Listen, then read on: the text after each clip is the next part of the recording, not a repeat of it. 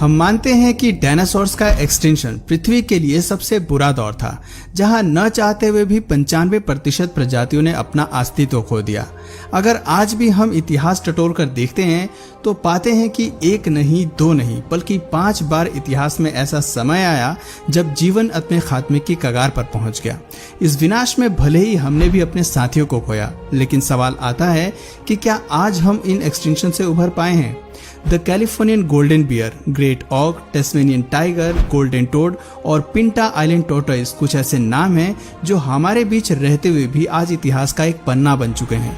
इन जीवों की विलुप्ति हमें सोचने पर मजबूर कर देती है कि कहीं हम एक्सटिंक्शन की छठी विनाशकारी घटना की तरफ तो नहीं बढ़ रहे। आज की वीडियो में हम धरती पर मौजूद बाकी जानवरों के आने वाले भविष्य पर बात करेंगे और जानेंगे कि क्या सच में हम विलुप्ति की एक बहुत बड़ी घटना की तरफ जा रहे हैं। एक्सटिंक्शन एक ऐसा शब्द है जिसे इजाद तो इंसान ने किया है, लेकिन ये प्राचीन काल से ही एग्जिस्टेंस में रहा है। फ्रांस की प्राचीन गुफाओं की दीवारों में हमारे पूर्वजों द्वारा उकेरे गए चित्र इस बात का जीता जागता सबूत है। ये पुराने चित्र हमें ऐसे क्रीचर्स की शारीरिक बनावट के बारे में बताते हैं जो आज धरती पर जिंदा नहीं है, लेकिन इस बात की पूरी संभावना है कि कभी न कभी वो एनिमल किंगडम का हिस्सा रहे होंगे।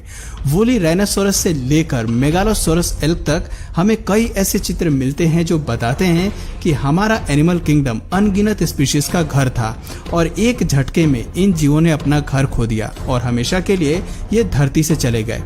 एक्सटिंक्शन असल में क्या है और ये कैसे काम करता है, ये हम अच्छी तरह से समझते और जानते हैं। चलिए, कुदरत आज भी एक्सटिंक्शन पर काम करती है, लेकिन अब ये केवल कुदरत के फैसलों पर आधारित नहीं है, बल्कि इंसान भी प्रकृति के मामले में हस्तक्षेप करने लगा है और विलुप्ति की प्रक्रिया को कई मायनों में प्रभावित करता है। अगर आप सोच रहे हैं कि क्यों और कैसे, तो बस हमारे साथ इस सफर में बने रहें, क्योंकि अंत तक आपको बहुत कुछ साफ साफ दिखाई देगा। दोस्तों, जब कभी भी विलुप्ति की बात होती है तो इंसान इसे एक नए कॉन्सेप्ट के रूप में देखता है। न्यूट्रलिस्ट जॉर्ज क्यूवियर, जो अपनी सदी के महान वैज्ञानिकों में से एक रहे, उन्होंने 1790 में कई फॉसिल्स और खुदाई में मिले साक्ष्यों को अध्ययन करने के बाद लॉस्ट स्पीसीज के ऊपर बात कही थी।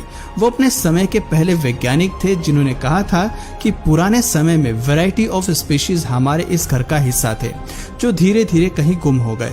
आगे चलकर इस बात का समर्थन करते हुए चार्ल्स डार्विन ने भी ये बात दुनिया के सामने रखी कि जियोलॉजी, एवोल्यूशन और एक्सटिंक्शन पृथ्वी की प्रक्रिया का हिस्सा है और ये धीरे धीरे काम करती है।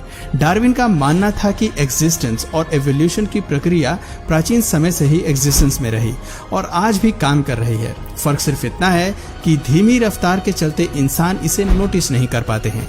हालांकि कुछ वैज्ञानिकों के लिए ये विचार सच था, लेकिन विज्ञान जगत एक्सटिंक्शन और एवोल्यूशन की थ्योरी पर विश्वास नहीं करता था।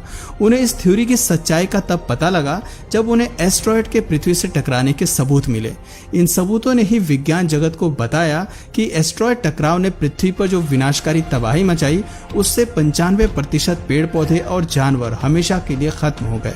कुछ लोगों को ये थ्योरी किसी फिक्शन किताब का मजाक लगी, लेकिन सच्चाई तब बाहर आई जब 1991 में चिक्सुक्लब क्रेटर की खोज हुई। इस क्रेटर से वैज्ञानिकों को समझ आया कि आज धरती पर जो भी जिंदा है, उन्हें इतिहास में खुद को भारी तबाही से बचाने के लिए एक बड़ी लड़ाई लड़नी पड़ी है। और ये लड़ाई एक बार नहीं बल्कि 5 बार लड़नी पड़ी है। 5 बार हम इसलिए कह रहे हैं क्योंकि हमारी एवोल्यूशन वाली वीडियोस में हमने आपको बताया था कि किस तरह से समय समय पर धरती पर लाइफ खत्म होती रही है। कभी वोल्केनिक इरप्शन तो कभी एस्ट्रॉयड अटैक धरती पर लाइफ मिटाते रहे हैं। फॉसिल्स हमें बताते हैं कि यहाँ जितनी भी लाइफ इवॉल्व हुई, उसका 98% जीवन इन्हीं विनाशकारी घटनाओं में खत्म हो गया। केवल कुछ ही जीव अपने आप को वक्त के साथ ढालकर आगे बढ़ पाए, जिनमें से इंसान भी एक थे, या यूं कहें कि वो इंसान के ही पूर्वज थे, जिनमें दिमाग का विकास बाकियों से ज्यादा हुआ और इसी बौद्धिक क्षमता के चलते ये धरती पर अपना साम्राज्य स्थापित कर पाए। ह्यूमन इंटेलिजेंस हमेशा से हमारा प्लस पॉइंट जरूर रहा, लेकिन यही प्लस पॉइंट बाकी जानवरों के लिए मुसीबत का कारण बन गया। इतिहास में भले ही विनाश का कारण प्रकृति या एस्ट्रॉयड रहे हों, लेकिन आने वाले 6 मास एक्सटिंक्शन का कारण हम हो सकते हैं। हम में से ज्यादातर लोग ये सोचते हैं कि एक्सटिंक्शन की प्रक्रिया बहुत पहले रुक गई है, लेकिन सच तो ये है कि ये आज भी जारी है। और अगर आपके मन में भी ये सवाल उठ रहे हैं कि हम कैसे इसके जिम्मेदार हो सकते हैं, तो जान लीजिए, भले ही देखने में ऐसा लगता है कि पृथ्वी पर सब कुछ बढ़िया है और सभी जीव आराम से रह रहे हैं, लेकिन धीरे धीरे कई प्रजातियां एक्सटिंक्शन के मुंह पर जा रही हैं। आमतौर पर धरती से एक्सटिंक्शन की दर काफी धीमी होती है। 700 सालों में कोई एक प्रजाति विलुप्त होती है या फिर 1000 सालों में कोई एक एम्फीबियन धरती से हमेशा के लिए गायब हो जाता है। लेकिन साइंस रिपोर्ट बताती है कि आज के दौर में एक्सटिंक्शन की दर 1000 गुना बढ़ गई है।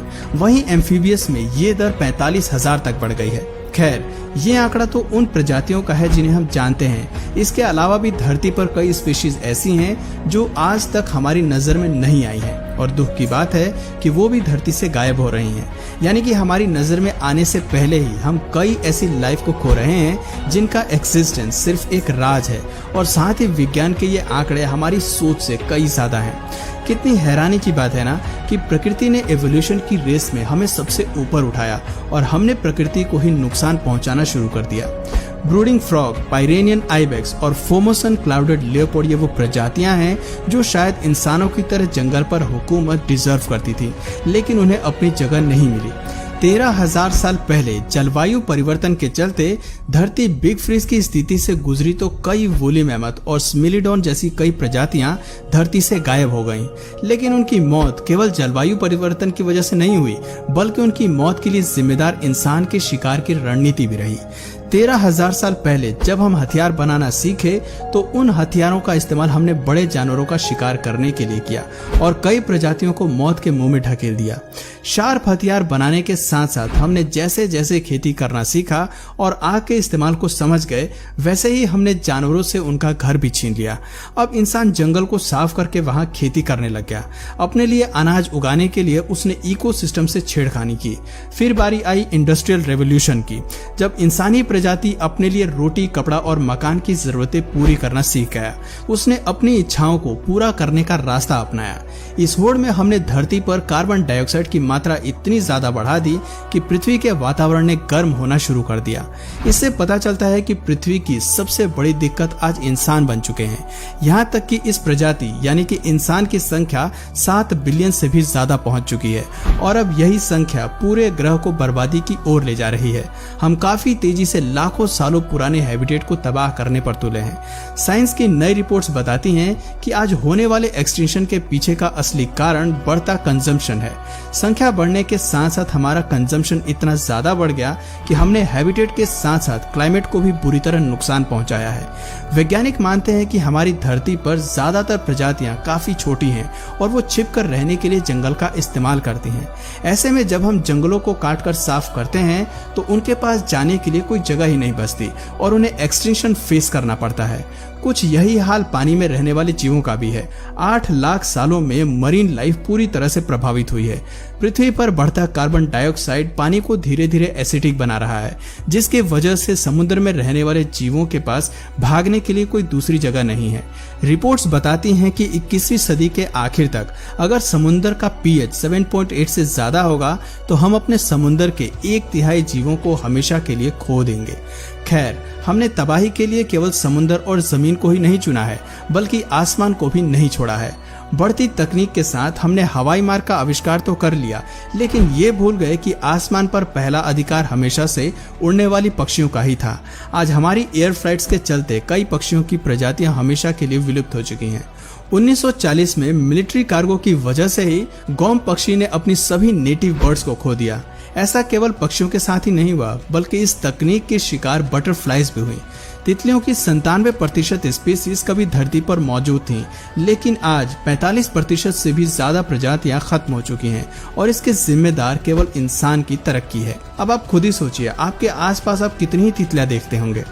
दोस्तों, जब से हमने एवोल्यूशन की प्रक्रिया को प्रकृति से अपने हाथ में लिया है, तब से हम खुद अपने घर के विनाशक बन गए हैं।